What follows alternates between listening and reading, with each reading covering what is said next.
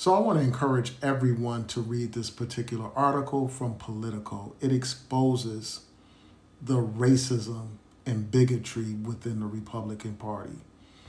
You have these young Republicans that are engaged in a chat, and they're making all kinds of racist comments, all kinds of anti-Semitic comments, all kinds of homophobic comments, and it's been exposed. And this particular article lays out everything that's been exposed. It lays out the statements that were made. These people repeatedly referred to black people as the N-word. They referred to black people as monkeys. They referred to black people as watermelon people. And they actually celebrated Republicans that support slavery. This is how deep this racism goes in the Republican Party. And not only did they go after African Americans, they also made slurs against Hispanics and Asian people. They made anti-Semitic statements praising Hitler and referring to gas chambers and things like that, joking about those types of things.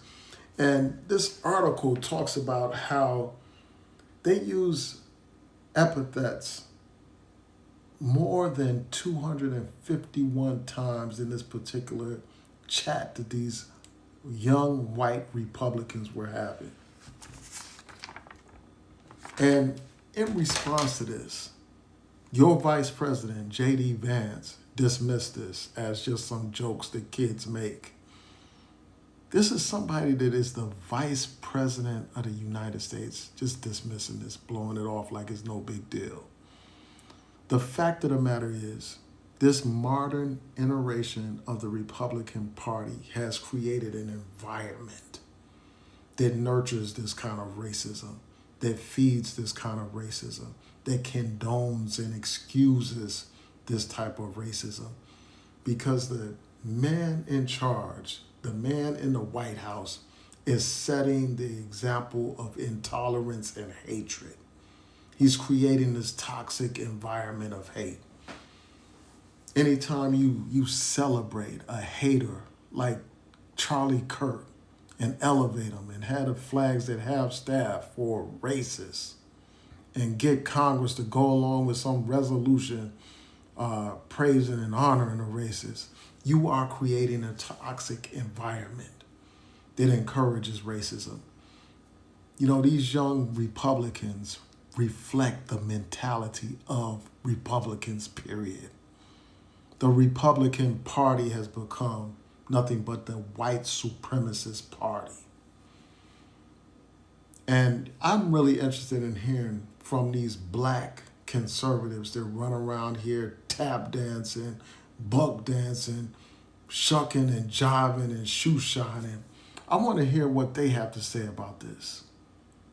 Are they just going to dismiss it and brush it aside like it doesn't matter? And the thing is, this is not just like some group of kids like the vice president tried to say. These are adults. These are not grade school kids or high school kids. These are adults. These are future lawmakers, people that are going to have influence over actual policy. Not just some influence on some social media, but influence over policy. These are the future politicians making these kinds of racist, despicable statements. That's why this is important. That's why this stuff matters. It tells us everything that we need to know about this Republican Party. And it's time for people to wake up. It's time for people to wake up. Every day, with every single action that this Trump administration is engaging in, it is telling the world that racism is acceptable now. You know, with the effort to get rid of diversity, equity, and inclusion, with the effort to whitewash history and white out black history, it's making it abundantly clear that it's okay to be a hater, that it's okay to despise black people. You know, this Trump administration, while they are trying to blot out our history, They are celebrating, Southern heritage. They're celebrating the Confederacy. They're celebrating, colonizers and brutalizers like Christopher Columbus. So it's time for people to wake up. There are certainly faults in both parties, but this should make it abundantly clear. This should be an eye-opening moment so that people can realize what this Republican Party is all about. So they can realize that these two parties are not one and the same.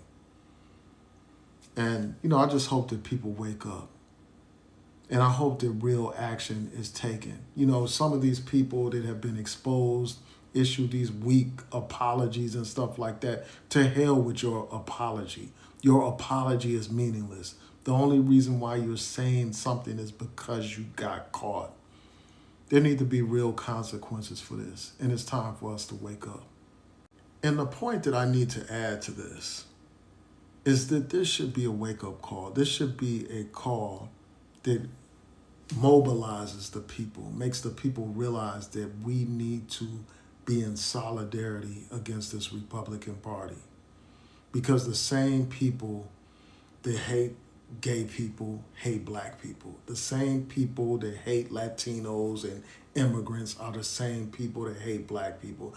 The same people that hate the LGBTQ plus community are the same people that hate black people.